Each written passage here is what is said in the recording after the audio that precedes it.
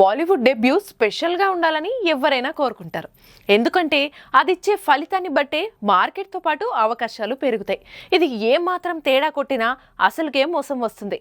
కీర్తి సురేష్కు ఇప్పుడు ఇది అనుభవం అవుతుంది. వరుణ్ ధావన్ జోడీగా చేసిన బేబీ జాన్ బాక్స్ ఆఫీస్ వద్ద నిరాశపరుస్తోంది. నిజానికి ఎంట్రీ ఇవ్వాల్సింది ఇలాంటి క్యారెక్టర్తో కాదు. ఎందుకంటే ఒరిజినల్ వర్షన్ తేరీలో సమంత కూడా చనిపోయే పాత్రే చేసింది. కానీ అది విజయ్ ఇమేజ్ ఎలివేషన్ల మీద నడిచే కథ కావడంతో కమర్షియల్గా బ్లాక్ బస్టర్ అయింది.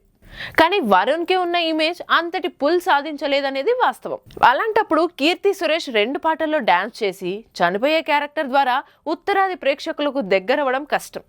అసలే బేబీ జాన్ ఊర మాస్ మసాలా సినిమా. అట్లే అడిగాడు కదా అని చేసింది, కానీ దాని ప్రభావం ఎలా ఉంటుందో ఊహించి ఉండదు. పైగా ఇదేదో పెద్ద బ్రేక్ అవుతుందని భావించి పెళ్లి జరిగిన వెంటనే ఎడతెరిపి లేకుండా ప్రమోషన్లలో పాల్గొనడం కీర్తి సురేష్కి ఎలాంటి బెనిఫిట్ ఇవ్వలేకపోయింది. బేబీ జాన్లో మరో హీరోయిన్ వామికా గబ్బి పరిస్థితి ఇంతకన్నా మెరుగ్గా లేకపోయినా నిడివి ప్రాధాన్యత పరంగా కొంచెం బెటర్ అనిపించుకుంది తప్ప బెస్ట్ అయితే కాదు. గతంలో ఇలా హిందీ తెరంగేట్రంలో షాకులు తిన్న సౌత్ హీరోయిన్లు బాగానే ఉన్నారు. శాలిని పాండే, త్రిష, కాజల్ అగర్వాల్, శ్రియా సరన్, తమన్నా భాటియా లాంటి వాళ్ళు ఏదో 1-2 హిట్లు తప్ప తమదైన ముద్ర వేయలేకపోయారు. డెబ్యూనే నార్త్లో మొదలుపెట్టిన పూజా హెగ్డేకు ఇన్ని సంవత్సరాల తర్వాత కూడా గర్వంగా చెప్పుకునే బ్లాక్ బస్టర్ అక్కడ లేదు. కానీ తెలుగులో ఇండస్ట్రీ హిట్లున్నాయి.